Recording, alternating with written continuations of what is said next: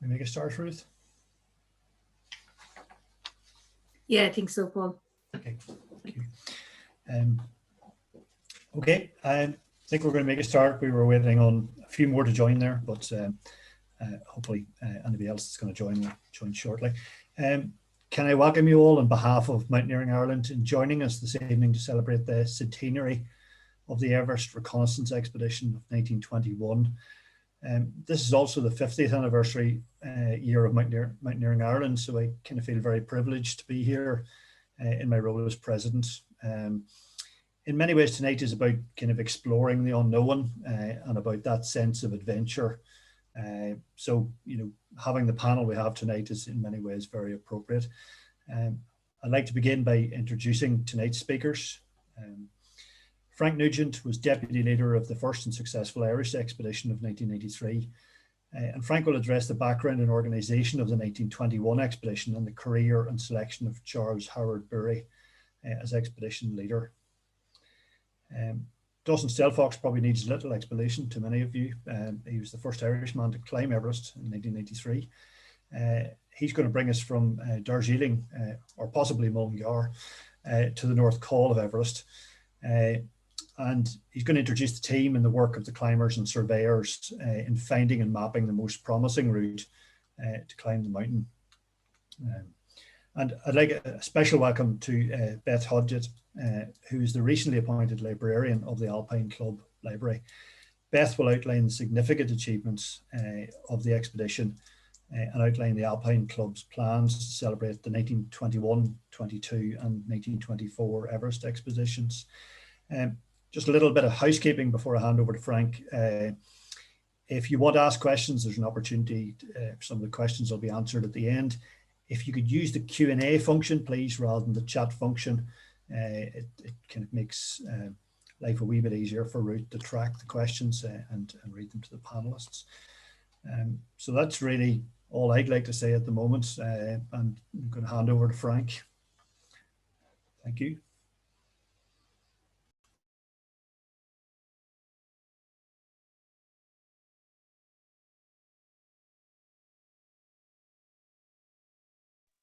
No, sorry. No. My screen is froze at the moment for some reason there. Is there something there?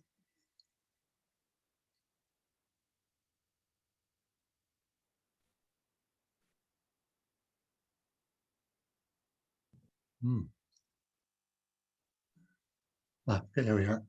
Seems to be working very slow. Okay.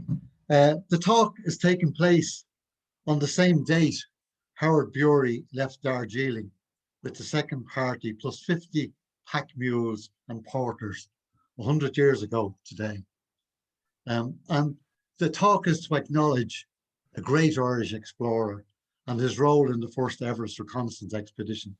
In this period of centenary commemorations, it is fitting that tonight we have found time and space to remember the Irish who participated in the first Everest expedition, especially as they made a very significant contribution towards achieving the expedition goals. I'm talking here about Charles Howard Brewery and the Irish-Canadian Edward Oliver Wheeler. And it's worth remembering that Everest in 1921 was considered the third pole, as it was thought that as both the North and South poles had been reached, it was a very, very coveted goal. And I think the RGS in particular were very anxious that they would achieve that goal. So what I'm going to be telling you about now is the finding and naming of the world's highest mountain, the background to that expedition, and then I'll be telling you about Charles Howard Brewery, his childhood education and his military and exploration career, and his 1920 mission, the all-important mission that got permission, and then his selection as the expedition leader. I'm going to start with the Trigonometrical Survey that set out in 1803 to solve the mystery of the shape of the Earth by measuring the arc of longitude across the Indian subcontinent. You know, the world is a sphere, and the exact shape of the sphere was what was trying to be determined. It took 40 years to complete the 1,600 linear miles of detailed surveying. The survey, using a grid-ordered system of triangulation and its mathematical models, made it possible to accurately calculate the heights of summits from great distances. Altitude measurements were made from the plains of India of all the peaks visible in the independent states of Nepal, Bhutan, and Sikkim. They used a numbering system to identify the peaks. Dhaulagiri in Nepal was peak 42, and then Kanchenjunga was peak 8. And they were, and that, of course, Dhaulagiri is in Nepal, and Kanchenjunga borders Sikkim and Nepal. And they were considered the world's highest peaks at that time. Now, in 1854, the chief computer, Radhanath Sikadar, based on his computation of the survey data relating to peak 15, calculated the position of the mountain at 2759 north and 8654 east, and its height at 29,002 feet, making it 1,000 foot higher than any other mountain they had surveyed. Of course, the mountain has a local name. It's called Chomolungma in Tibetan, and Zumata Tangma in Chinese, and Sagamarta in Nepalese. But the survey chose to ignore the practice of allocating a local name, their own policy. Instead, it named it after Sir George Everest, who was the Governor General of the survey from 1830 to 1843. The name was proposed by his immediate successor and was formally adopted by the Royal Geographical Society in 1865. It appears that Sir George was not happy with the departure from the practice. As Wade Davis, in his wonderful book, Into the Silence, about the 1920 Everest expeditions, points out, he was very unhappy with it. But also, he pronounced his name Eve Rest as the correct pronunciation of his name. And he would have been even less impressed with the mispronunciation of his name as Everest.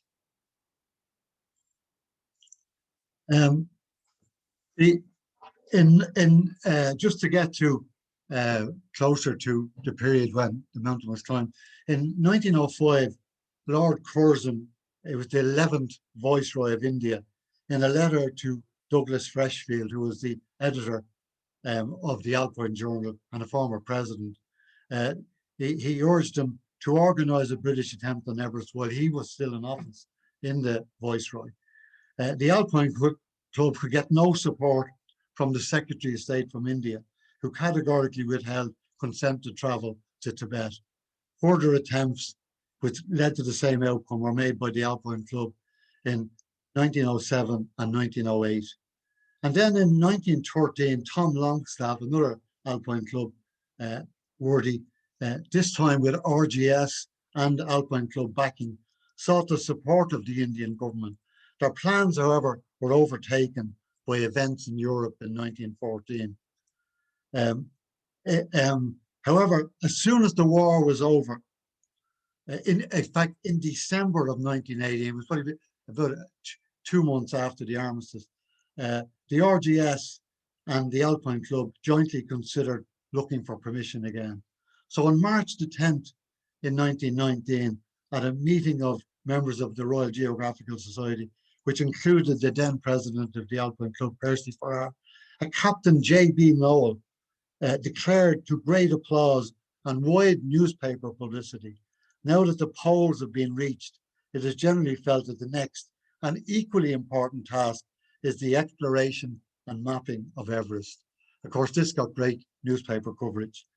The following week, Colonel Charles Howard Brewery from Mullingar, he wrote to Arthur Hinks, the Secretary of the Royal Geographical Society, offering to go to Tibet to gain approval from the Panchen Lama for the purpose of seeking permission to map and climb Mount Everest. Significantly, he stated that he was willing to do so at his own expense. But who was Charles Howard Brewery, and how could somebody from the county in Ireland with the lowest high elevation be suitable for such a task.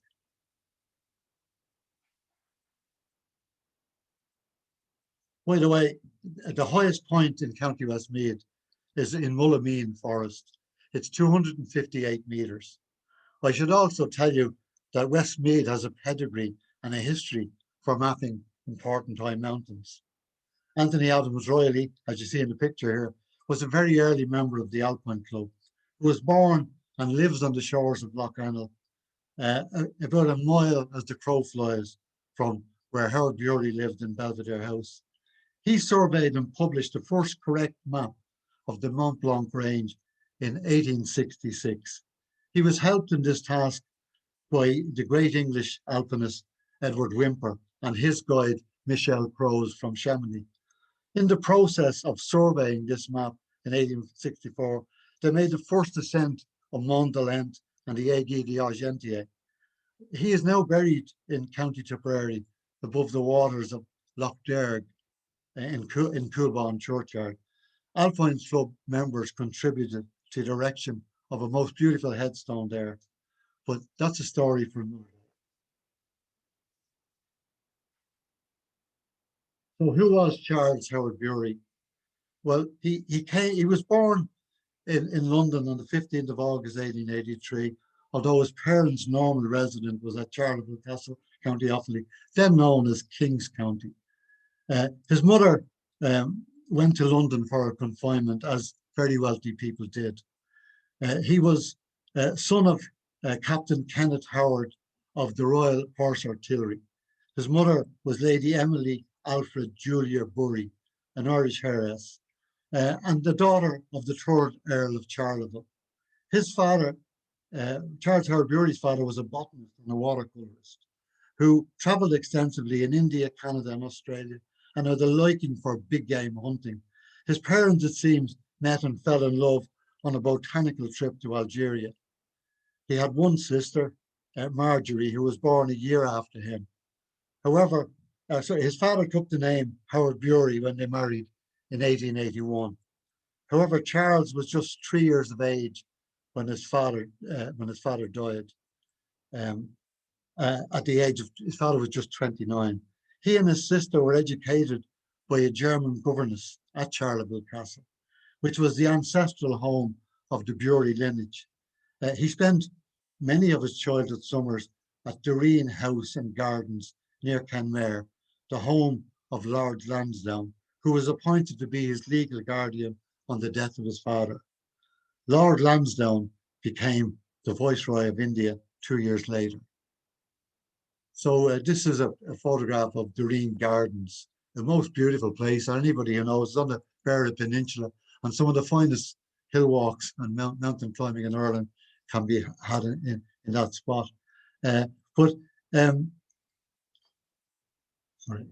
Lord Lansdowne was governor of Canada at the time of he became guardian to Howard Brewery, and he then became 2 years later became the Viceroy of India.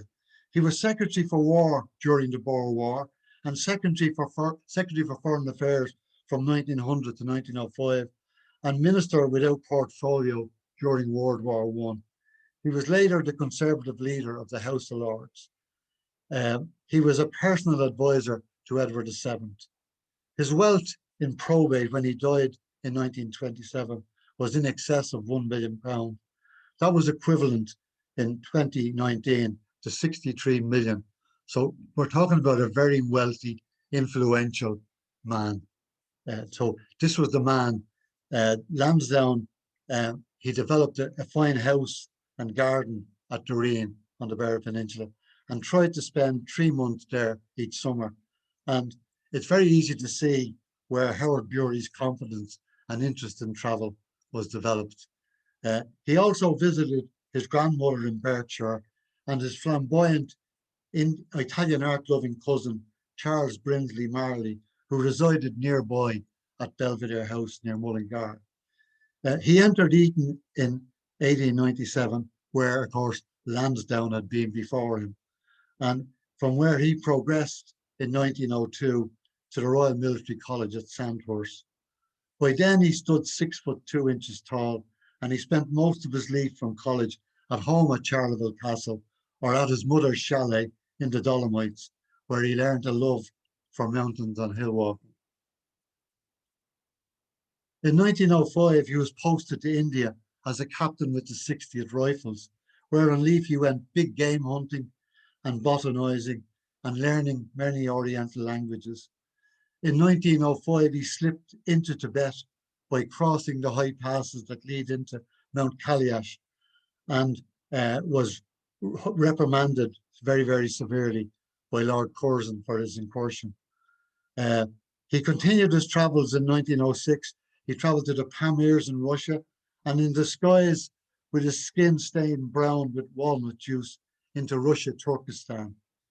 He visited Kashmir, the Karakoram, and he embarked on pilgrimages to the waters of the Ganges. He also visited Hindu and Buddhist monasteries and to shrine gardens in China. And he did all these while he was on leave from the army while he was serving in India. He was interested in all Eastern religions, and he became fluent in no less than 27 Asian and European languages. Added to this was his keen interest in nature and his ability as a writer and photographer. A military report about him, there's a piece, this report is actually in the Greville Arm Hotel. You can see it in a glass case there. That's my picture of it I took recently. A military report about him from a superior officer in 1908 says he was a splendid candidate for diplomatic or intelligence work, or for any missive of secret service requiring a clever brain and an active body. A copy of the Army Assessment of Howard Bury is to be found in the Greville Arms. That's a copy of it there, you see. Then in 1912, his flamboyant cousin, Charles Brindley Marley, died, and Charles Howard Bury inherited Belvedere House, this beautiful house. This is a picture I took of it last summer, and a vast estate that went with it. And of course, it's on the shores of Lough Ennel, a most beautiful place. It's now, it was bequeathed, the house and land were bequeathed to Westmeath County Council by his inheritor, Rex Bowman, when he died in 1988. It is now managed, it's a public park and a visitor centre, and hopefully Westmeath County Council will put a room there dedicated to Howard Bury and his achievements. It's been long overdue. He was 31 years old when he inherited it. He was a very wealthy man. The house was filled with Italian art, including works by Titian and Raphael. Unsurprisingly, he left the army. But he immediately went traveling. He devoted his life to traveling, and he went exploring to Tian Shan Mountains for 6 months that year. Tian Shan is a range of mountains between Siberia and China, and it's a very, very remote place. And he went traveling for 6 months. He traveled by the Trans-Siberian Railway to Omas, and then by steamer to the newly settled Siberia. 9 days by bone-shaking horse carriage to Kulja, and then on horseback into the mountains and hunting grounds of the Kazakhs and Kizgir. On his return from this journey, from his diaries, which he prepared a draft book, which a copy of it here, the draft book, which he never got to the publisher, but this book was edited by Marion Keeney from Westmeath County Library, who included a very short biographical introduction on Howard Bury's life, and it was published in 1990 by Hodder and Stoughton. While he was on his traverse through, he purchased a bear in a market, a baby bear named Agu, and at a market in Kulja. Agu rode on horseback during the remainder of the expedition. Having completed the trip, he brought the bear back to Belvedere, and the bear was kept outside in the Arboretum and eventually grew 7 foot tall. And we're told Howard Bury used to come down and wrestle with the bear every morning to keep himself fit. So that's one of the great stories about him. But anyway, when the war began, he returned and he resumed his army duties in early 1915, and he commanded the 7th and 9th Battalion of the King's Royal Rifles. He was at the Ypres salient in July 1915 when the Germans first used flamethrowers, and he was also a witness to the slaughter at Loos in September, and he spent that winter in the trenches at Arras. In 1916, he was at the Somme, and in August, 5 days after the 16th Battalion were completely wiped out, he was ordered to leave a party of 300 men to dig a communications trench 500 yards long. The ground through which they dug was mud and mire. There were so many shells had already fallen, they overlapped each other. It was filled with the body of the dead of both sides from recent fighting. And as they dug, they uncovered heads, arms, and limbs in the most advanced state of decay. But once they started digging, shells fell nearby and 2 of his men were killed. Each man rapidly dug a hole for shelter, and then they joined them up to complete the trench before dawn. He spent the whole war at the front, leading men. Indeed, the soldiers of the 9th Battalion were replaced so many times during that 4 years. It was a miracle that he came out at the end of it alive. Colonel Howard Bury was mentioned in dispatches 7 times during the war, and he was awarded the Distinguished Service Order in 1917. And that order was signed by Winston Churchill. And it can also be seen at in the Greville Arms Hotel in Mullingar. He then served at Passchendaele, where his men were in the water up to their waists. He was captured then in the spring offensive in March 1918, when 7,950 men were killed, wounded, or captured. He was sent to Furstenberg, a German PO war camp, from where he escaped when fellow officers created the diversion. He cut through 3 rows of barbed wire and was further on as he got through the last one. He escaped into a nearby wood where he evaded recapture by living in an overgrown ditch full of water for several hours while his pursuers were searching for him. He was abroad for 9 days, traveling 20 to 30 miles a day.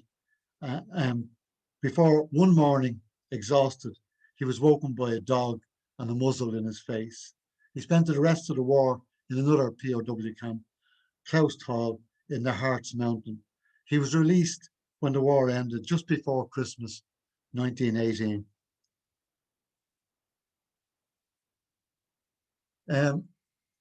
The efforts, immediately the war was over, within literally weeks, the efforts of the RGS in 1998, the efforts came to naught.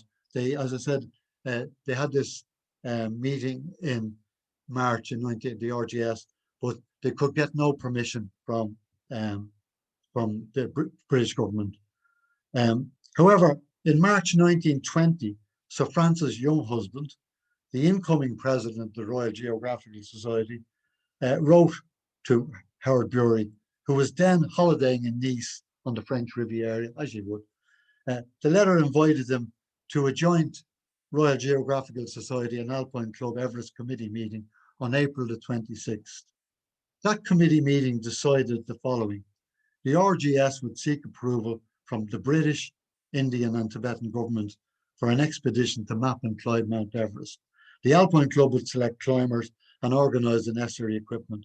Howard Bury was mandated to travel and set in motion the organisation in India for a 2-season project. So on May the 26th, he attended another meeting with Younghusband in London with Lord Sinha, the Under Secretary of State for India, who endorsed the outline plan subject to Indian government backing.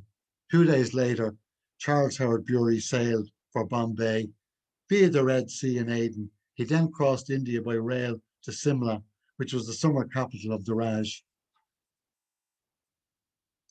At Simla, on the 16th of July, he met a Colonel Coldstream of the Indian Survey, who agreed immediately to supplying surveyors with supporting porters and equipment, with all expenses paid by the Indian government.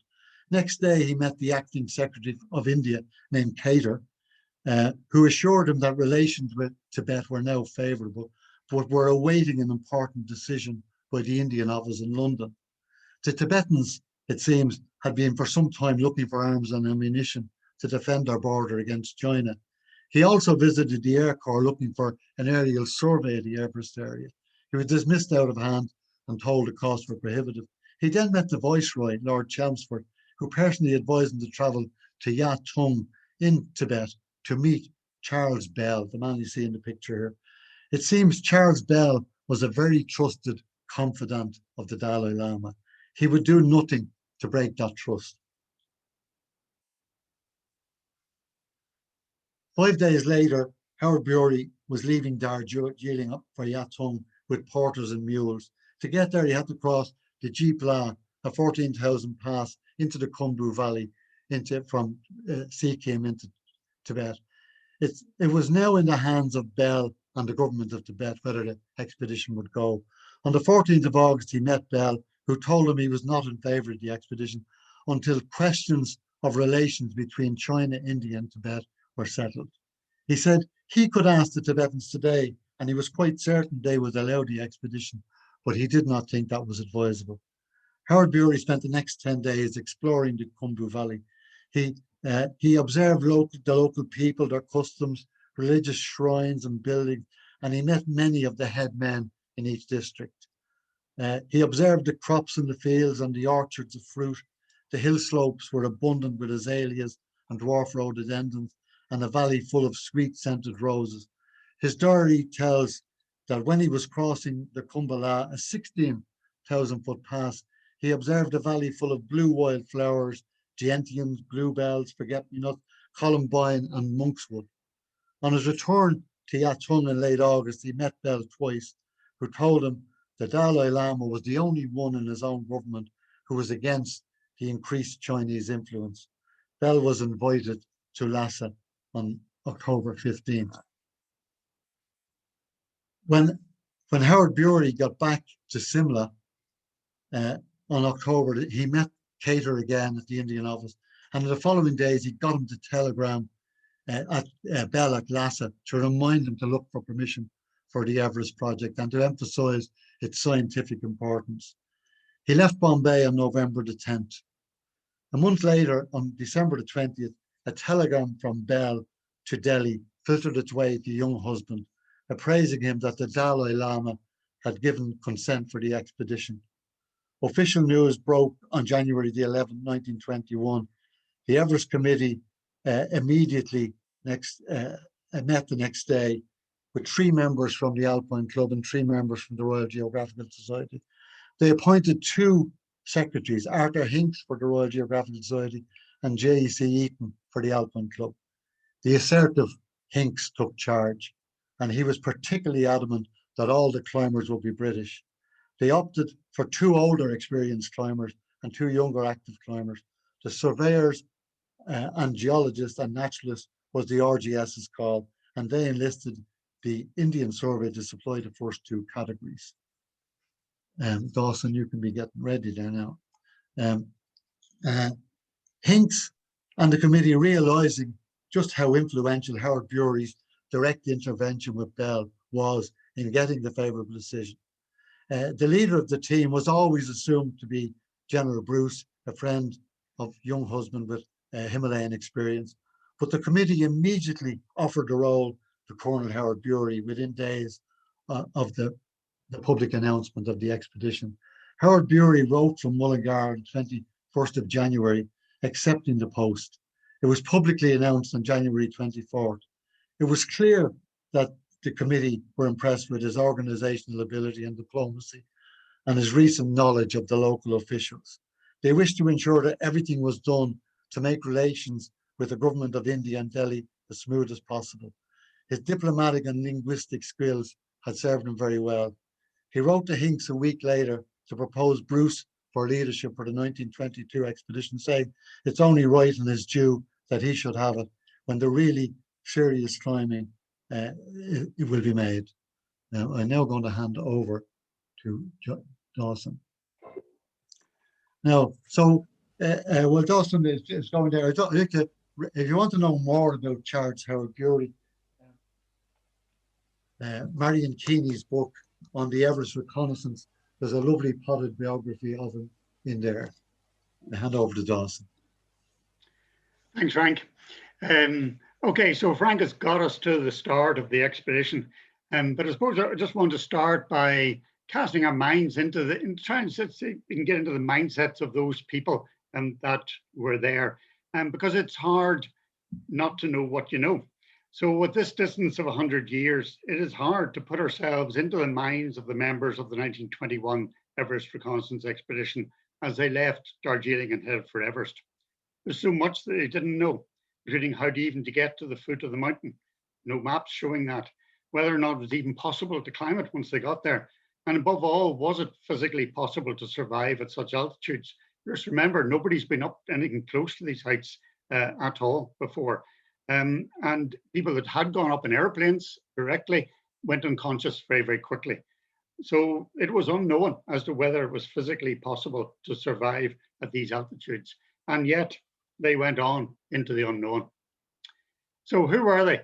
Well, this photograph was aptly characterized by George Bernard Shaw as a picnic in Connemara surprised by a snowstorm. And given what we know now, it shows a bit about how under-equipped they actually were for what they were about to face. So Charles Howard Bury, Frank's already given a very detailed description of him and his background. But for some of the others, I'm going to talk a little bit about them and a bit more as we go along. Sandy Willison in the back left, he was the expedition's naturalist and medical officer. There were initially four climbers selected by the Alpine Club. Back right in the photograph is Harold Rayburn, which those of you who have climbed in Scotland will recognize the name from many peaks and ridges there. But he was 56 by the time that he was going out to Everest. Sandy Kellis, also of that sort of age, very experienced Himalayan climber. A bit more about him in a few moments. But the two younger climbers, of course, George Mallory, bottom left photograph, and Guy Bullock, sort of in the middle to the right there. They were the two climbers who were there, picked by the Alpine Club to be the lead climbers in the expedition, and we'll hear a lot more about them as well. The two surveyors in the trip were Henry Morshead and Major Edward Oliver Wheeler, who Canadian, but because his father was Irish, we're going to claim him as part of the Irish connection to here as well. So where were they going? They started off in Darjeeling, as Frank said, bottom right in the photograph here, and they were traveling for a long way, first of all, north into Tibet, and then picking up the very traditional trade route from Lhasa through to Nepal, taking across the country to the west until they were able to turn back south again towards Everest. So the team set off from Darjeeling, heading down into the Chumbi Valley, as Frank has already said, and then moving across westwards. And they had with them a passport, and Frank has explained a bit about how that came about. But the passport is an interesting description because the passport gave the expedition the right to travel through the country and be supported by the local people. And they couldn't have done that without that. So the passport read in Tibetan, of course, on the request of the great Minister Bell, a passport has been issued requiring you and all officials and subjects of the Tibetan government to supply transport, riding ponies, pack animals, and coolies as required by the Sahibs, the rates for which should be fixed to mutual satisfaction. All other assistance should be promptly attended to in the best possible way in order to maintain the best friendly relations between the British and Irish, Tibetan governments. Dispatched during the Iron Bird year, seal of the Prime Minister. So where were they going? They were going across to pick up that main trade route, descending from Sikkim into the Chumbi Valley, into a very wet and low area to start with, and then gradually up into the plateau of Nepal, back into the dry country of that. The photograph there is showing one of Howard Bury's photographs, a place called Dawson, as they moved across through it. And it gives you a bit of an idea of the country: flat, dry, arid terrains, but with this incredible mountain landscape running behind them. But already Dr. Kellis, Sandy Kellis, was starting to feel unwell. He'd been on expedition for months before this trip had even started, climbing peaks around 25,000 feet or so, and he was exhausted before he even joined the expedition. And sadly, Kellis gradually became iller and iller, was unable to walk. He started to ride. He was unable to ride. He then started to be carried, and he died of heart failure crossing a high pass near the Kampa Zong, and was buried on the expedition. And Howard Bury wrote about it afterwards. He said he lies therefore within view of the mountain that he longed for many years to approach, a fitting resting place for a great mountaineer. So one of the key mountaineer explorers, experienced expeditioners, died before they even got to the mountain. And the photograph there is photograph that one of the very earliest photographs of Lhotse Everest Makalu, taken from the south by Kellis in 1920, the year before this happened. So there were two surveyors, as Frank has talked about, and mapping the area was a crucial part of this expedition.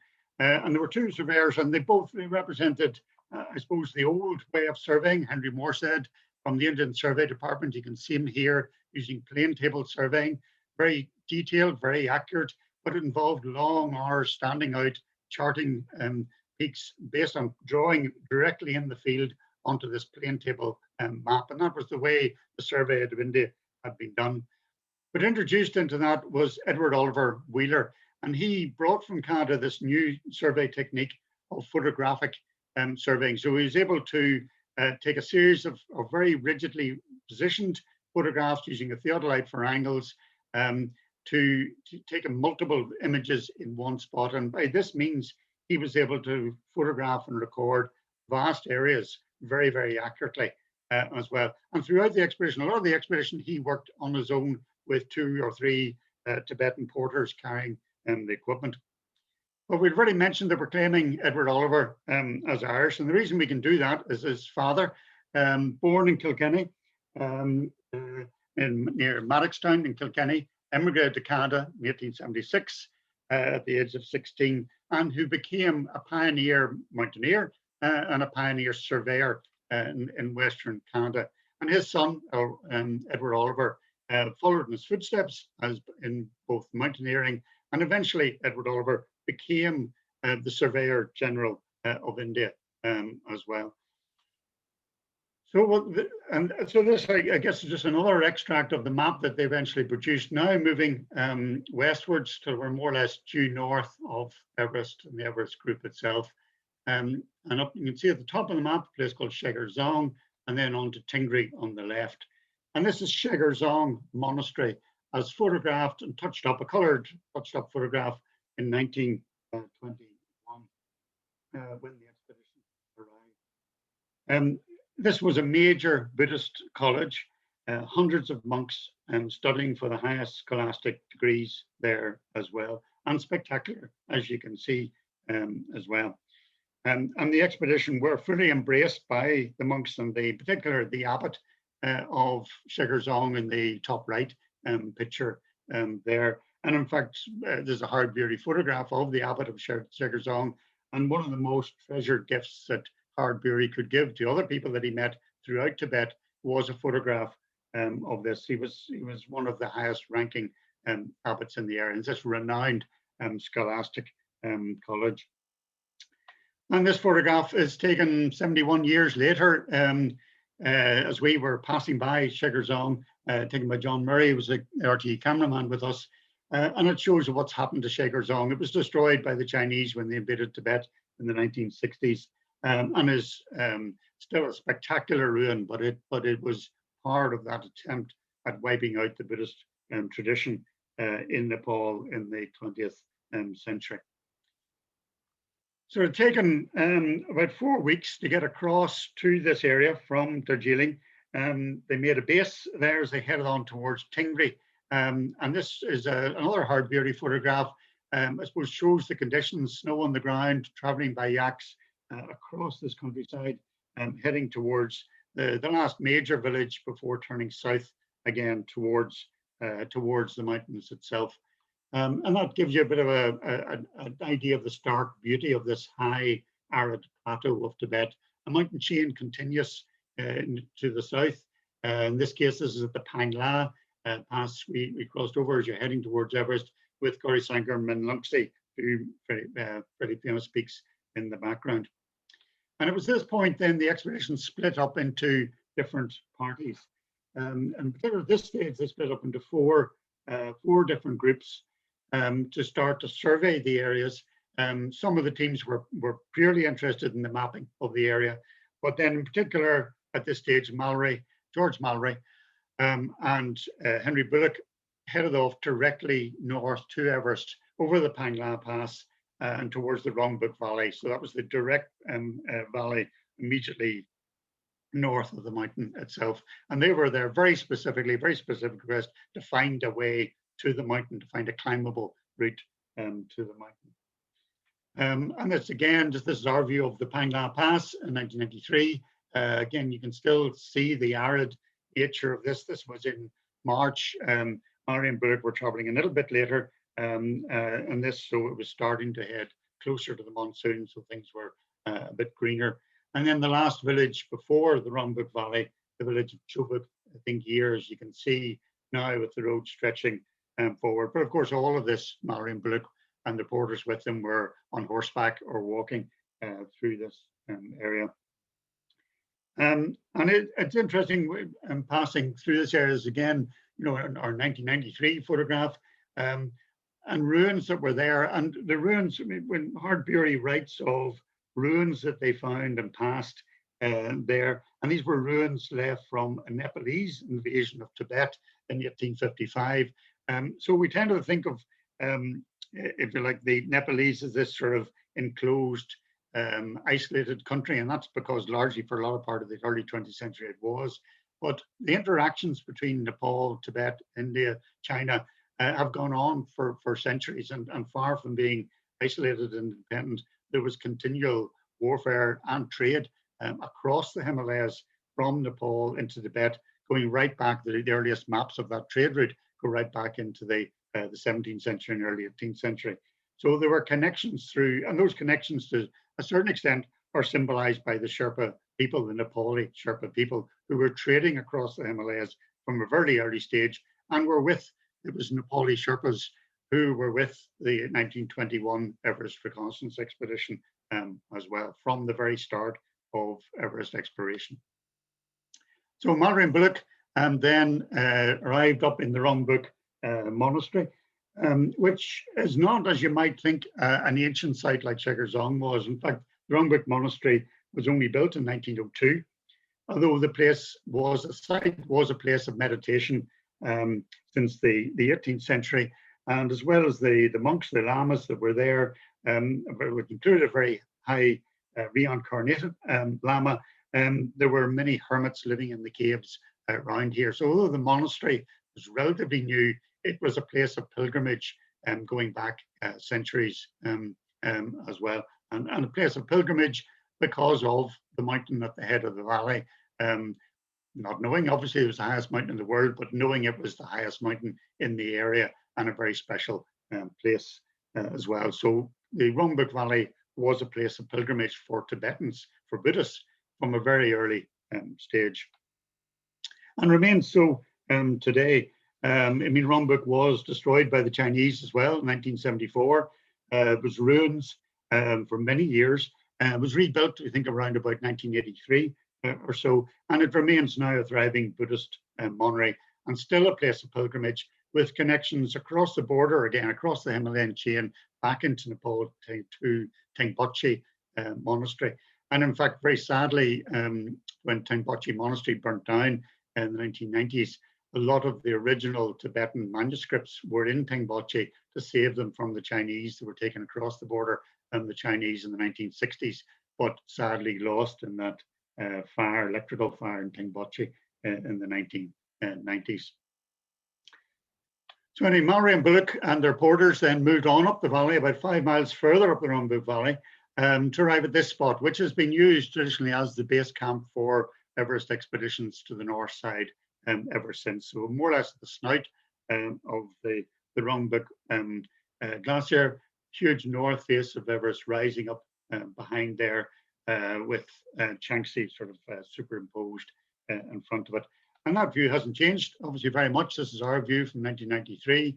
Base camp still in the same place, snout of the glacier behind, and the mountains, of course, eternal, still behind that again. And, you know, with the sort of, I suppose this is 16,000 feet or so, the harshness of, even at this level, the dryness of the air, the winds, the dust, we're all recorded right back to those very first expeditions, what people have to deal with going into this area. And this sort of interestingly compares Charles Howard Brewery photograph of the Rongbuk Glacier in 1921 with Frank's photograph when Frank first went to the area in 1987 as part of the Irish Changsi expedition. And you can get the feel for the grandeur and the scale and the complexity of the ground here. So Mallory and Bullock, don't forget, they didn't have this map. We can now easily chart this on a map and say, here's where they were. They didn't have a map. They were trying to find their way to the mountain. But the red lines in this map are their explorations in this early part of the expedition. Moving up the main Rongbuk Glacier, and the main glacier with the fork at the end of it. The left-hand fork there takes you right up, and they went right up to the Low La, which is the pass overlooking Nepal. And we're able to see down into the western comb of Everest. This is 1921. And Bullock later on, again, 1921, went to this pass and was also able to get this view up the western comb. And it was from those views that they decided that was not a suitable route. The icefall, the Kundu icefall, still dangerous and difficult today, put them off. And they weren't able to see, of course, right up to the head of the western comb, up towards the Lhotse Everest call and see that bit. But they could see that icefall was prohibitive in terms of them getting access, never mind the steep slopes from where they were down into Nepal, which of course was closed to Westerners at the time. But they spent a long time exploring around here, taking photographs. They moved on up the glacier. Back then, the axe didn't go up the glacier. Everything was carried on people's backs, including their own. They carried heavy loads themselves as well as their porters. And you can see the nature of the terrain, the complexity of the terrain. And just imagine you're going up this terrain for the first time. You don't have aerial photographs. You don't have people's knowledge of where it's possible to go. You don't have drones you can send up in front of you to chart the best route. You're finding your way up this complexity of ground.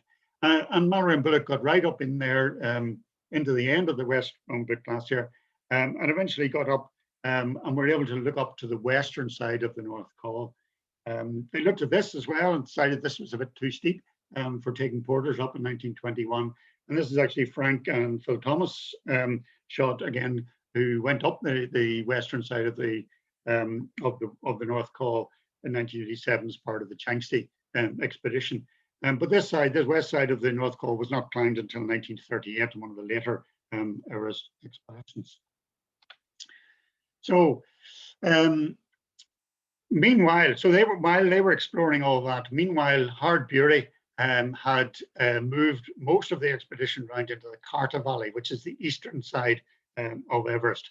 And eventually then, under a bit of pressure from time, Mallory and Bullock went to join them. And in doing so, they missed completely the entrance to the East Rongbuk Glacier, which I'll come back to later on, but which was the easiest route up to the eastern side of the North Col. But they moved around, the whole expedition moved around to the Karta Valley, and they spent 2 weeks or so exploring around there, climbing a lot of peaks, moving up different valleys, going into the Kanchung face side of Everest. And eventually they found this route up to the Lac Bala, which then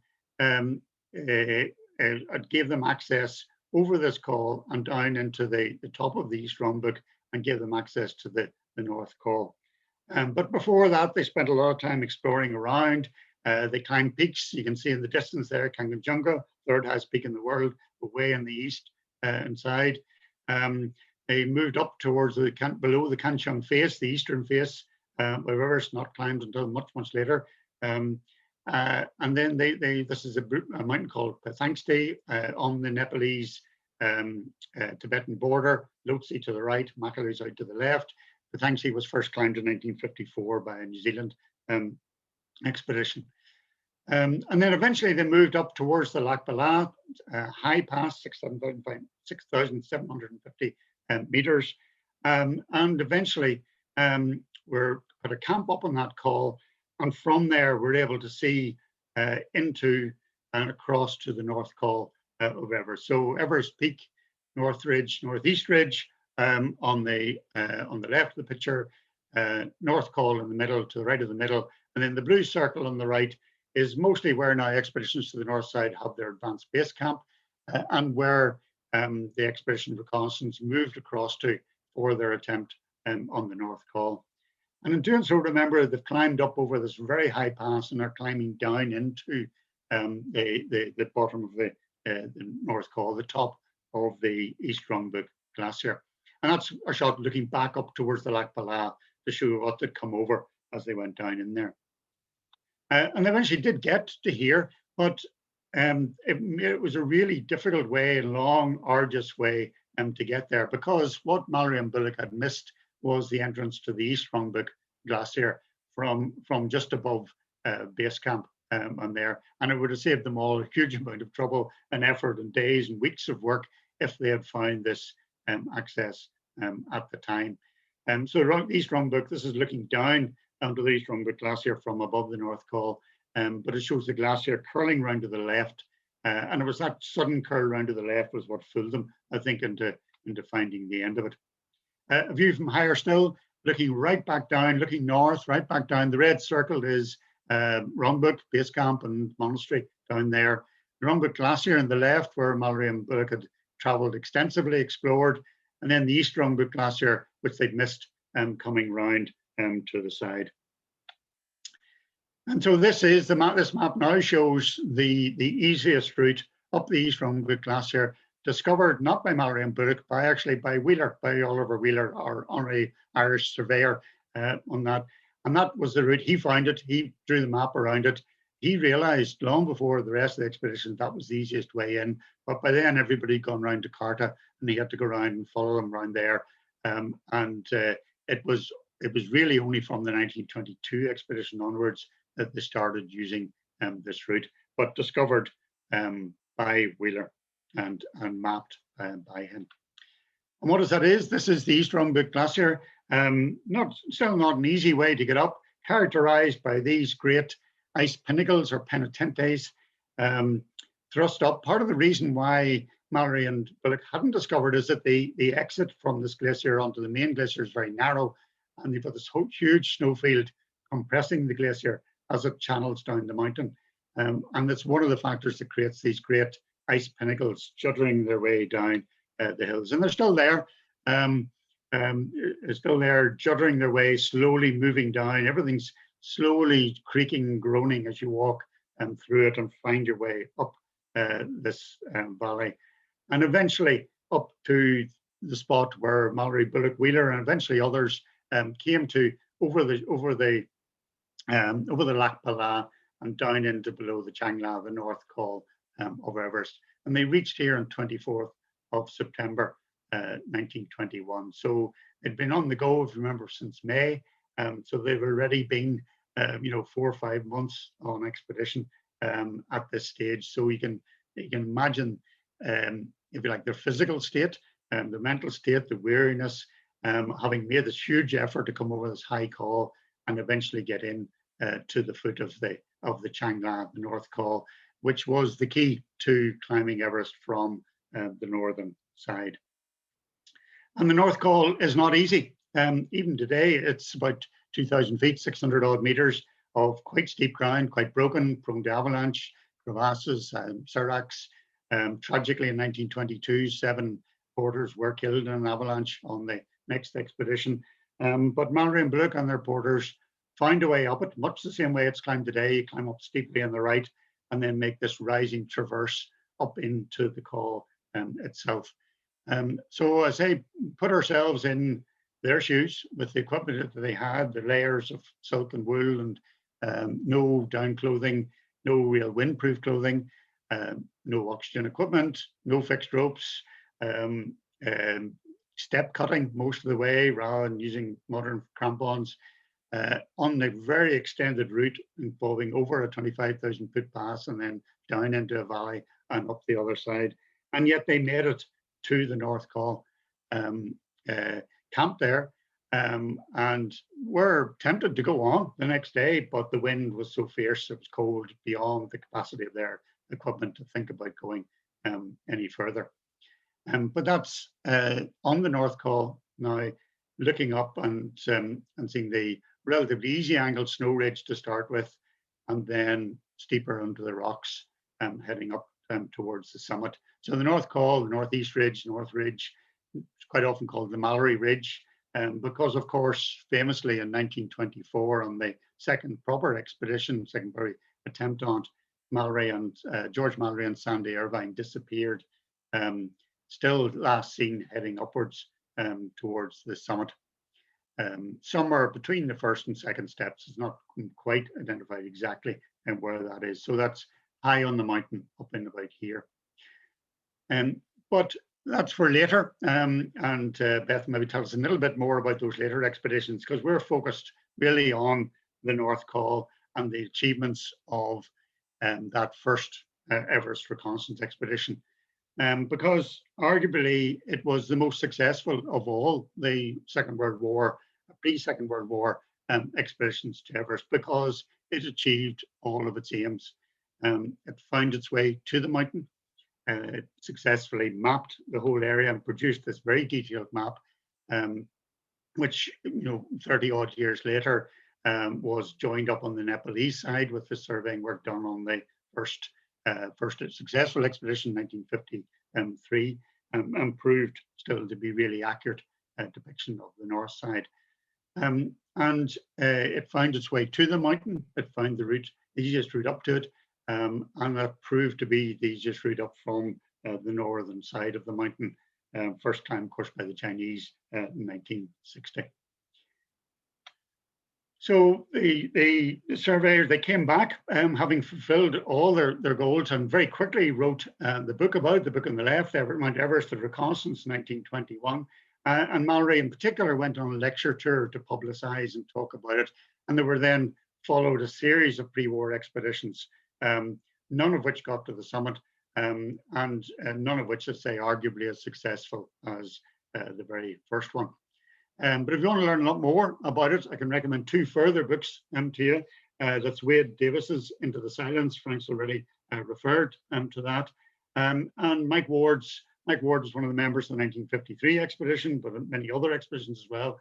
He wrote this book, 1,000 Years of Exploration, which goes into a lot of detail about the mapping of Everest and how the various pieces of it were put together over successive expeditions over many years. So I'm going to now finish that part of the story and hand over to Beth Hodget of the Alpine Club to tell us a bit more about how they plan to celebrate the achievements of the 1921 expedition 100 years on from the first one. Brilliant. Thank you very much. So hi everyone. I'd like to introduce myself quickly as the very new, this is my 7th day, in fact, librarian of the Alpine Club.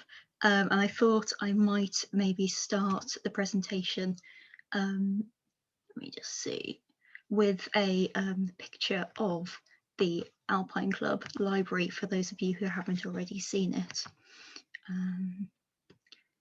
There we go. So there we have it, the Alpine Club library in person. I just wanted to give a special thanks to Frank and Dawson for inviting me to be part of this brilliant event and for such a fascinating and entertaining talk thus far. You can't imagine how nervous I am about having to follow that up. And I'd also like to just thank Ruth for all of her technical assistance in the build up to the event, which is very much appreciated. So it falls to me to summarise the achievements of the 1921 expedition and to outline the centenary celebrations that we've put in place at the Alpine Club. So as we've already heard this evening, the bulk of the reconnaissance expedition was dedicated to survey, and the aim, of course, was to find a route onto Everest. In the official report of the 1921 expedition, in a foreword, Sir Francis Younghusband had called Everest a singularly shy and retiring mountain that hid itself away beyond the surrounding peaks. And I think something that's come out through the course of the presentations this evening is the fact that beyond this very rough idea of where the base of the mountain was likely to be located, and this is very much based on sort of intelligence gathered earlier, not always on authorised explorations by figures like Harry Ram, Sukhdarshan Singh, T.G. Montgomery, Francis Younghusband, Cecil Rawling, John Knoll and Alexander Kellis. The members of the 1921 expedition were in a very real sense walking into the unknown, and the team, as George Mallory quite beautifully put it, quite literally walked off the map. And survey, I think, was important for political reasons too. The expedition, jointly sponsored as it was by both the Alpine Club and the Royal Geographical Society, had to demonstrate scientific objectives. It couldn't just be an attempt for the summit. And as the president of the Royal Geographical Society, Younghusband, put it, if it were a matter of making a map of the region, then the project should be encouraged. If it were a question of merely climbing the mountain, then it should be left to mountaineers and not absorb the attention of a scientific body like the RGS. And this is something that you notice in the documents from the Everest Committee, where they really reassert this dynamic. And in the reports, they say that the main objective this year is reconnaissance. They say this does not debar the party from climbing as high as possible on the favourable route, but it does mean that attempts on a particular route cannot be prolonged if they hinder the completion of the reconnaissance. And obviously, as we've seen and as we've heard, the expedition was a success and the compromise was reached. The summit push was attempted to a degree onto the North Col, but at the same time, the surveying party members were able to really produce a fantastic amount of work. And I think in David Pye's biography of Mallory, he uses this beautiful turn of phrase to describe the achievement of the survey. And he says, "It's an easy thing to picture now how it's done, but in the doing, it was like asking an ant to make a plan of a cathedral." And I think this map here just really gives you this sense of the immense scale that was covered, and it bears going over the figures again. You know, Mooreshead and Oliver Wheeler were responsible for an original survey of approximately 12,000 square miles of Tibet. They revised about 4,000 square miles of existing maps around Sikkim, and they also produced a detailed photographic survey of the immediate environs of Mount Everest. And in his report on the survey, Mooreshead described the trying conditions that they operated under. And he said Major Wheeler had probably the hardest time of any member of the expedition.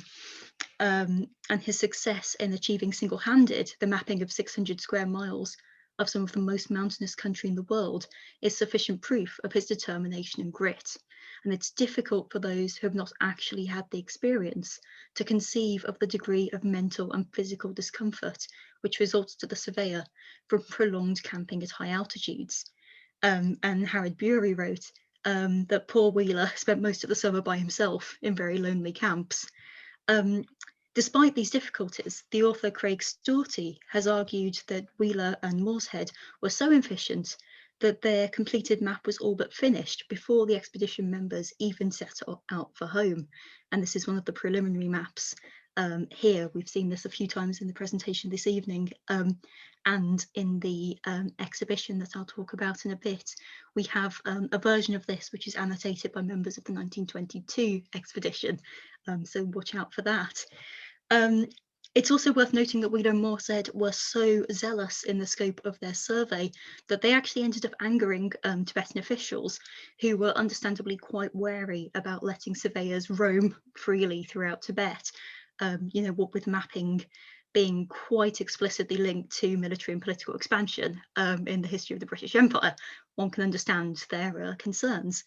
And likewise, it's also worth noting that Alexander Heron's geological research received quite a frosty reception from the Tibetan government, and his taking of rock samples and digging into the areas around Rongbuk had ventured into land that was considered a sacred place of pilgrimage.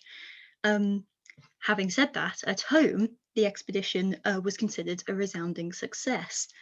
So in the foreword of the official publication of the Mount Everest, the Reconnaissance book, which we've just been shown, the Mount Everest Committee thank Harold Bury and Mallory for publishing the results of the expedition so quickly. And they say that they've thereby enabled the present 1922 expedition to start with full knowledge of the results of the reconnaissance, and for the public to follow the progress of the attempt to reach the summit with full information at hand. Also of use for the 1922 expedition, the best window of time to climb the mountain and to avoid the monsoon period had also been established. And in an initial report, Jane Colley said, given good weather, there seems to be no reason why there should be any difficulties in climbing along the north and northeast arêtes of the Great Mountain.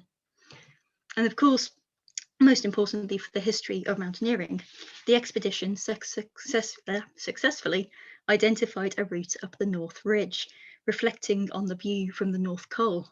Mallory wrote, "If ever we doubted whether the arêtes were accessible, it was impossible to doubt any longer."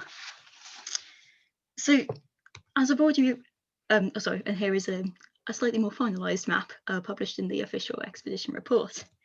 So as I've already noted, scientific discovery was really built into the nature of the expedition from the very beginning. And when the Alpine Club first approached Lord Curzon about the possibility of an expedition in, I think, around 1905, they were very careful to note that in the course of a summit attempt, scientific results of great value could be anticipated. And similarly, Francis Younghusband insisted that cartographers, topographers, naturalists and geologists were key parts of the exhibition. We've already heard a little bit about Wollaston, who was recruited to act as both medical officer and naturalist for the trip, who produced a wonderful report on mammals, birds and plants observed during the expedition. But Wollaston was not the only member of the expedition to take quite a keen interest in plants. In a report published in the Alpine Club Journal, Howard Brewery described wonderful butterflies of every shade and hue which flitted across the path. Scarlet clerodendrons made brilliant patches of colour in the dark green of the luxurious forest amongst huge fern trees. White, orange, mauve and purple orchids grew amongst the mosses and ferns, and great white trumpet-shaped blooms gave out a strangely sweet scent and seemed to gleam in the darkness. No photograph could do justice to the scene. It needed a painter at least, he wrote. And Mallory was to quite adroitly note in a letter to his wife that Bury knows quite a great deal about flowers. I suspect he may be slightly sarcastic there. But Mallory too was actually quite affected by the flowers that were visible, and he wrote to Ruth on the 24th of May, "It has been the day for flowers. So much beyond words to describe that it makes me weep to think I can convey nothing to you." So Howard Bury's interest in this flora and fauna is enshrined in a plant list published by the expedition, which included a variety of white primula, which is actually named after Howard Bury. And you can see it here. I'm not going to attempt to pronounce the Latin name. You can make your own assumptions, I think. And I think this, unlike the difficulties that arose from the legacies of surveying and geological exploration, the tradition of observing and recording flora and fauna actually continued in the following year in the 1922 expedition, when T.G. Longstaff joined, and we have one of his diaries in the Alpine Club, and you can see on the spine there it's labelled Birds of Everest, and it's a wonderful little book. So if anyone ever wants to visit the library to have a look at that, I would encourage you to do so. I'm now going to quickly reflect on some of the longer term implications of the expedition for Howard Bury. So Brewery was awarded the Royal Geographical Society's Founders Medal, as well as awards from the French Geographical Society and the Club Alpine Français. On the 11th of December 1922, he was balloted for and elected as a member of the Alpine Club, and you can see the details here in the Alpine Club register. His proposer was Williston, and he was seconded by Norman Colley from the Everest Committee. And at the same AGM, Brigadier General Bruce, who would go on to lead the 1922 expedition, was also elected the president of the Alpine Club. When Tenzing Norgay and Edmund Hillary stood on the summit of Mount Everest in 1953, news did not reach Britain until the day of the coronation of Queen Elizabeth II, and there was a brief press embargo on reporting the news until the coronation celebrations had concluded. And in fact, only 2 people were informed of the news before the news embargo was lifted, and that was the Queen Mother and Howard Brewery himself. And finally, I think it goes without saying that the Mallory route provided the route to success for the first Irish team to summit in 1993, when our very own Dawson Stelfox became the first Irishman to ascend the mountain and the first British climber to climb Everest from the northern side. And I'm very, very curious to ask the team about the emotional impact of that expedition in the discussion later on. So finally, I'd just like to flag that if anyone wants to find out more about Howard Brewery, we do have some material and some notes and manuscripts in the library in our collection. And I'd also like to note that we did begin a phased reopening of the Alpine Club library this week, so you're more than welcome to get in touch with me if you would like to book an appointment to visit. And while we're speaking of reopening, I'm now going to take this opportunity to talk to you about the Alpine Club's planned celebrations for the centenary this year. So as we've heard, the Alpine Club was intimately involved in preparations for the expeditions of the 1920s. And this Friday, and on Friday the 21st of June, our landmark exhibition, Everest, by those who are there, opens at our premises in Shoreditch. The expedition tells the story of the 1921, 22 and 24 expeditions using diary entries, notes, photographs and sketches made by exhibition members. And in putting these items on display together, we offer visitors not only a tantalising glimpse into the richness of the Alpine Club's collection, but we also tell a very human story of exploration, achievement and sacrifice. I'm going to be a tiny bit cheeky here and give you a sneak peek behind the scenes and pull out a couple of the artefacts that you can expect to see in the exhibition. So first of all, just a little glimpse of the exhibition in its installation stages. So we have a number of documents from the planning stages of the 1921 exhibition, including the Alpine Club's list of subscribers to the Mount Everest Fund, which helped financially support the exhibition. We also have the official announcement of the formation of the Mount Everest Committee. And what I've just pulled out here for you are an unpublished typescript of Alexander Kellis's famous publication, A Consideration of the Possibility of Ascending Mount Everest. And it's in this publication that he asks the question, is it possible for a man to reach the summit of Mount Everest without adventurous aids? So these are really quite fundamental documents in the history of mountaineering. From the later expeditions, we have an oxygen cylinder, which was recovered in 1933, and we think has been used during the 1922 expedition. This also ties quite nicely to Kellis's research into the effects of oxygen and altitude. And as a fun fact, this cylinder is currently mounted as a gong and is ritually rung to call members to order at the beginning of Alpine Club presentations. And finally, in one of the most poignant and powerful cases on display in the exhibition, we've got some of the last letters written from George Mallory to Odell in the 1924 exhibition, and you can sort of see them in the middle in this case here. And in the letters, we really see a very, very human side of Mallory.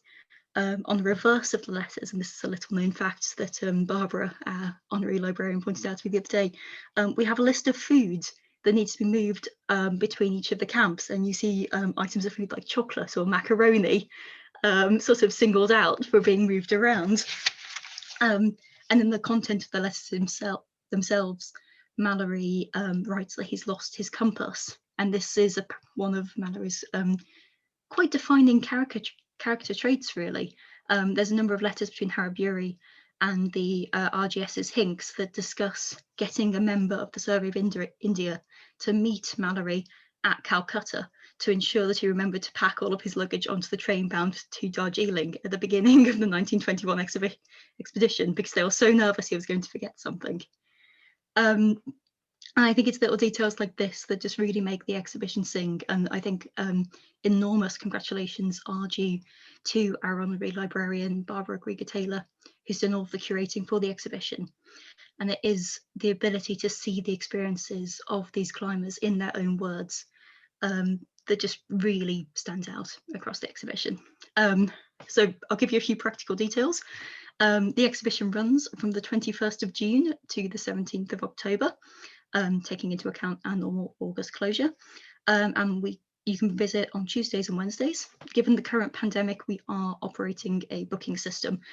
So further details about how to book can be found on our website. To celebrate the opening of the exhibition, we have a special guest lecture by Stephen Venables on the 29th of June, which I believe will be streamed via our Clubcast service, and keep an eye on our website and on our social media for details of how to join that talk.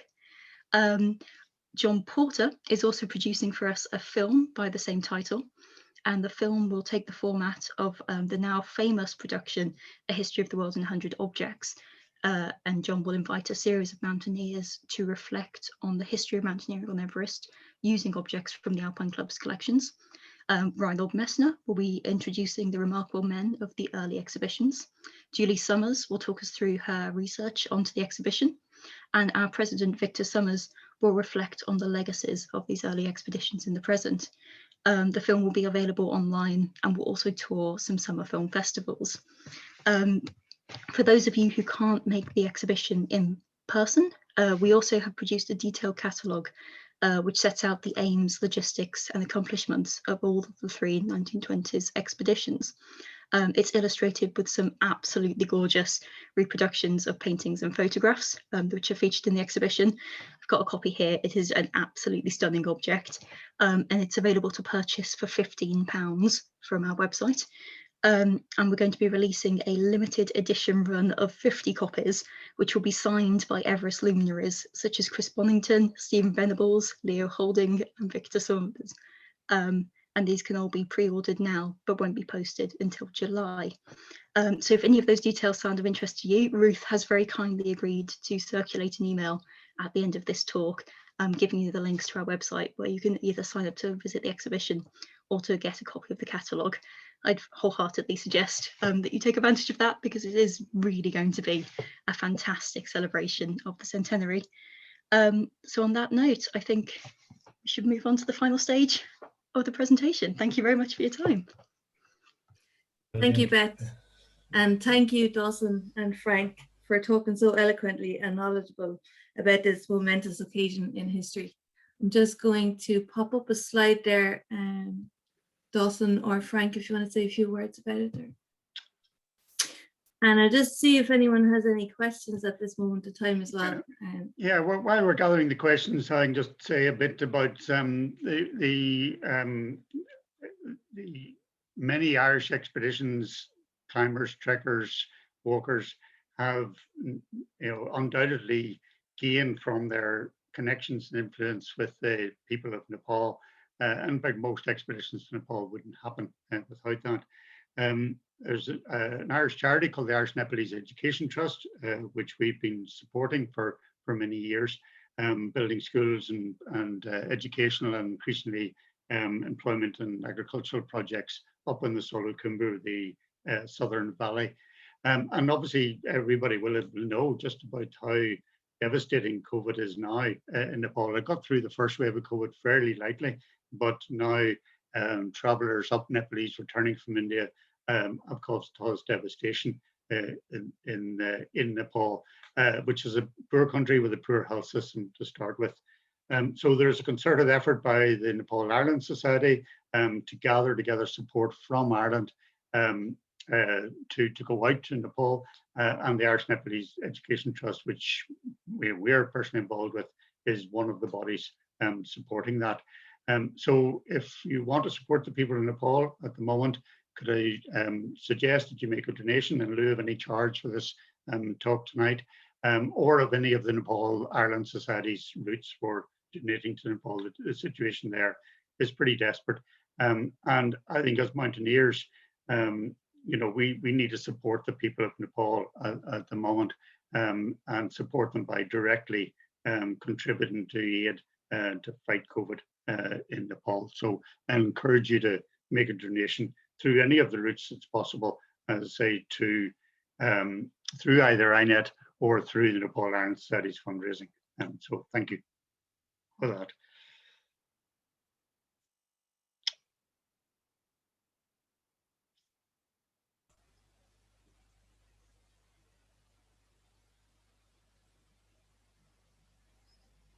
So there doesn't seem to be any questions coming through there, either in the Q&A or the chat box.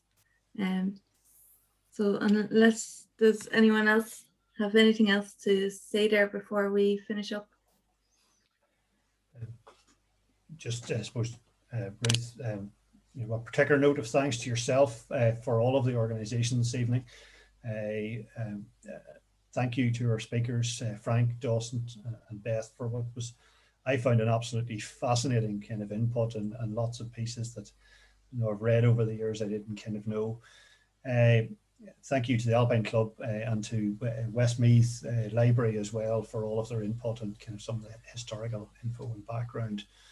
And I suppose just to reiterate what Dawson said there, you know, as mountaineers, you know, the sort of the Nepalese people not having the advantages of our first world health system are really struggling at the minute. And, you know, if you wish to make a donation in lieu of tonight, that would be greatly appreciated. So thank you to everybody for tonight, for joining as well. Great to have so many people on, and I hope you enjoyed tonight. And I do notice, Ruth, there is a question in there from Paul Devaney, and I have to try and answer him at least, Paul. I think it's interesting, even during the expedition, one of the things that seemed to contest Mallory against Hardbury when it comes through in some of the writings was their different attitudes towards the Irish situation. Mallory was by instinct from the supporter of the Republican side. Hardbury was obviously well, Mallory called him a high Tory or an Irish landlord at various times, but certainly from the aristocracy. So I think, you know, he was coming back into a very different Ireland, and certainly I think, Frank, it's fair to say, in my growing up and years, I would have heard little or nothing about Hardbury, and it is only in relatively recent times that we would have even been aware of him and his connection to mountaineering and connection to Everest. So, like a lot of you know, sort of things in Ireland, we're becoming more aware of our history and the complex and interwoven nature of our history since then.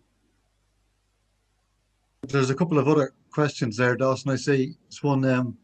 What was the connection between the Greville Arms and Hardbury? Well, Christy May, who's the owner of the Greville Arms, he knew Hardbury, and he has collected some artifacts, his medals and pictures, and some of the trophies from his hunting. They were collected by him, and they're on display. He has a little museum area in the Greville Arms Hotel, and hopefully at some stage there will be a public. I've been asking for a long time that County Westmeath take notice of it. Its hero that it has. And there's another question there. Somebody's asking who was the other surveyor from Westmeath who I mentioned at the beginning.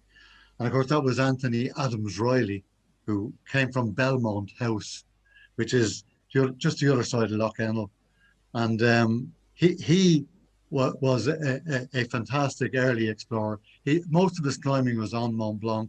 He loved the village of Chamonix, and he lived there for a long time, and he climbed Mont Blanc from many different directions.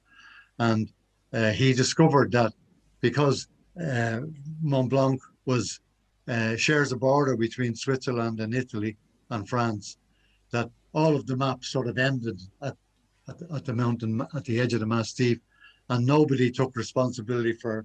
So being a neutral, if you like, he went and he mapped those pieces that the he mapped very accurately the pieces from the Italian and French side, and he combined them into a proper map, and he completed the thing. Now, later on, then of course the French and Italians say their own ordnance surveys put that to right, but he made the first proper map, and he seemed to have been a beautiful person. If you read, I have done a history of Irish polar alpine explorers, and his biography is in it. If you want to, you'll find it in any library in Ireland.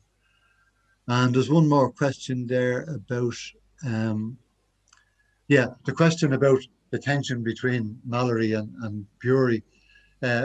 Mallory actually wrote a report on the troubles in Ireland. He was actually commissioned to do it around 1920. But Dáil Éireann had just been established, and he came over and he wrote a very favourable report, if you like.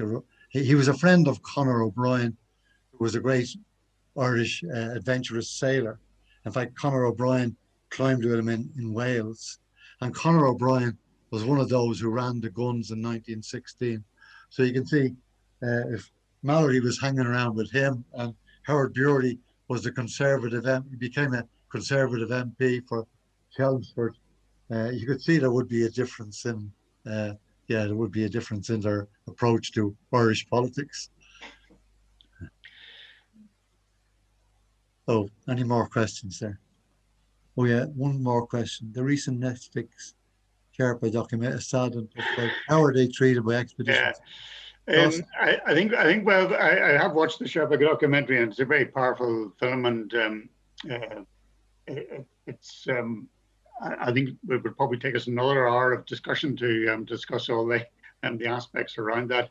I think I would generally say that the Sherpas are taking control in broad terms of the commercial expeditions to Everest now, and in that the majority of the larger commercial companies are run directly now by Sherpa companies. They control the icefall, they control really what happens, and quite right too, in lots of ways. It's their country, in the same way as the Alpine guides took over from the aristocratic Alpine Club members in the Alps in the early days and asserted themselves. That's happening in Nepal. But I think it's still, the whole commercial aspects on Everest still pose lots of problems, particularly at the moment, obviously with the pandemic going on. But even that, it is, even with Sherpa-funded, Sherpa-run companies, it's still the Sherpas that are taking the biggest risks and still are not properly rewarded for the risks that they take in terms of people going, in particular the Kundu icefall, which they can never take away the risk from. So I think most mountaineers would have difficulties and nervousness, in particular, say what's happening at the moment in the middle of a pandemic in Nepal, for what's happening on Everest as well. But it's complex, and we could discuss it all night, I guess. But Sherpas have, I suppose, inevitably not been well treated over the years, but are now, I would say, getting control and gaining control of the commercial operations in Nepal. Yeah, there's another question there about plant species. Wollaston. Wollaston has some plants, and if you look at the original Everest book, in the plant, there's a number. He actually discovered a few plant species on that trip, as well as Howard Brewery. We didn't mention them all in our talk, obviously, because we only have so much time on the talk. But he did he discovered a number of plants on that trip as well, as you would expect.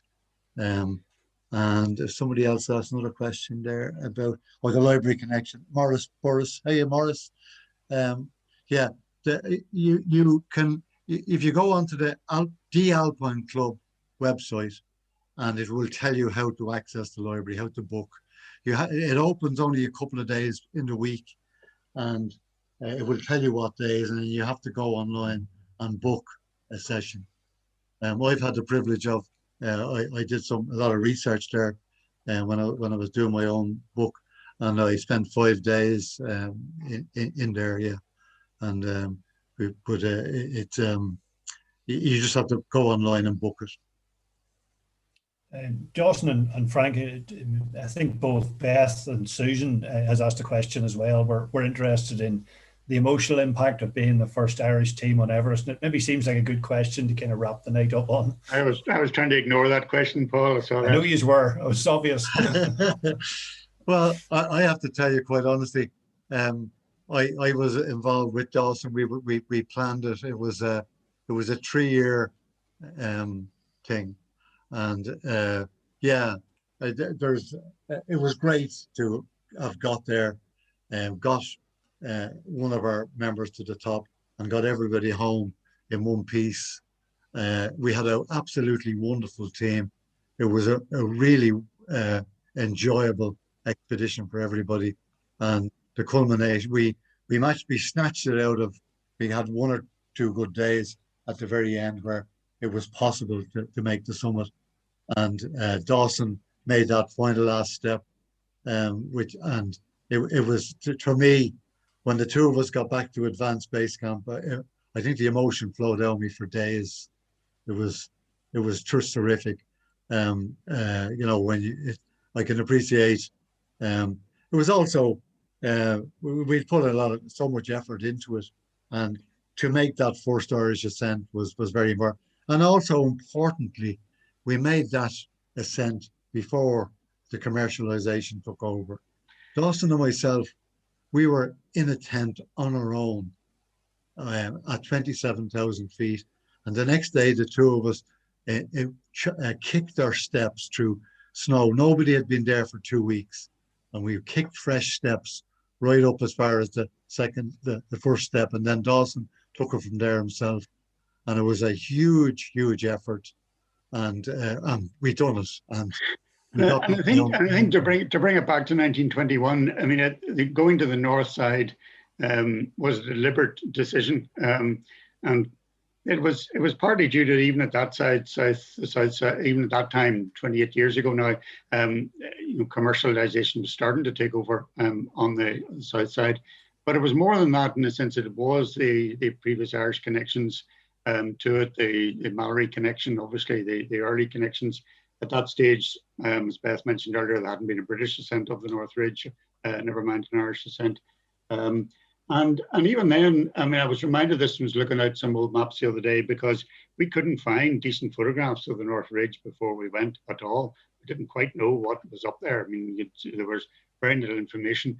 And after our trip, Brad Washburn, the great director of science in the Boston Museum, who was involved in making the 1988 map of Everest, a very, very good map, was in contact with us and got a lot of our photographs and used that to sort of did this sort of photogrammetric creation of the North Ridge, which took on, if you like, and got more detail onto the maps. So even 28 years ago, there was still filling in detail in terms of the mapping of the mountain, and that sense of the unknown back at then, and say nothing like what it was in 1921, but that still appeals to us as mountaineers, as climbers as well. It's not just the physical effort; it's the unknown nature of things which makes it makes it a more complete experience. Thank you. Okay. Oh. Yeah, I see Emer Niebrodig has a question there about flora research. Yeah, it's all in. If you get the original book, it's one of the appendices in the book is a list of all the plant and flora they saw. Or no, she's asking Frank if we did any, and the answer to that is no. We're no. Well, one of my embarrassments, of course, is my grandfather and grandmother were both botanists. If they'd been still alive then, they would have been horrified that I'd gone to Tibet and back without bringing back a single plant specimen. But I'm afraid we didn't. No, we brought back a barrel of rocks for the Irish Geographical Survey. That's true. We did that. Yeah. Yeah. Thank you very much, everybody, for what was a wonderful evening. Perhaps seems like a good moment to close it before Dawson gets into any more difficulties about not having brought back some flowers.